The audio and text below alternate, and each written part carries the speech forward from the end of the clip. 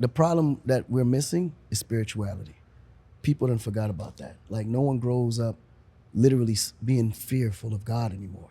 So some people don't even know it exists, right? They want to believe it, but to them, in their minds, there's no signs physically that tells them that religion or spirituality is real.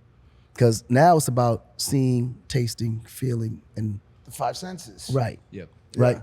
But I grew up differently. And to answer your question before I go into the spiritual side is that I don't honestly feel bad. And I don't feel like, the work that I've done is going to be done in vain, because I always believe that no matter what the situation is, you will always be rewarded for doing the right thing. Even if Absolutely. you don't know if it's how it's coming. Karma. Karmatic. Yep. The reward is there. Yep.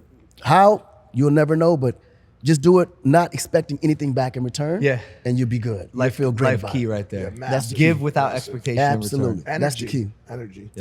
So getting back to the spiritual side of it though, which is interesting, is that this generation don't even know what that is. It's like you couldn't, if you tried to explain it to them, they'd think you're preaching to them. They don't really believe you because there's never been never been put in a position where spirituality was relevant enough for them to believe, enough to follow through with what we were taught growing up. Like our parents instilled it in us and they represented it. So if I woke up, as a Muslim, I had to go to pray every Friday with my pops. It happened. It was not a question. You had to go do it. Today you have a choice. Like my wife, she's Christian. I never forced her to convert. Because in the way I was taught in Africa, Islam is an extension of Christianity. We Absolutely. believe everything. Absolutely. We actually believe all the same thing. We From just the don't Old believe in the Testament. Holy Ghost. Yep. That's the only thing. But everything else is all the same commandments, same stories. Jesus is a prophet. We all believe the same, right? The only problem was that you have people that, okay, when you go into paganism and, worshiping statues and everything else, we just don't believe that there's no one or anything higher than the Most High, which is God. And no man should ever be looked at as God himself. We're all messengers of God. We're all messiahs to our own extent. And so that's the conflict with That's the Jesus. conflict with Jesus. We don't believe that Jesus was God in man's flesh. Yep, We yep, don't. We don't. right. We just believe that he was a messenger of God as the Messiah. Yep. So we're not that far off. Right. You follow? So it becomes a situation where there's so many different religions now. But when you think about it, we're all going to the same place. We're all literally worshiping the same, God. We just translation by language or by anything, we just call him something different.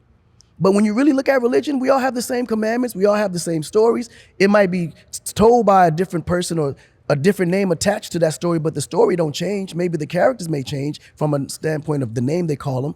But in actuality, my grandfather told me something that was super, super important that always stuck with me. He said, look at the way God put us. He already knew that we all would be, designed differently. We all would have different cultures. We all would speak different languages. We all would be born in different places. But at the end of the day, he made sure that no matter what circumstance or area or religion that you follow, that there was always the one God at the top of the ladder. Now, this is religion, and always never forget this. Look at it like a navigation, right? We all going to the same place, but there's different directions to get there.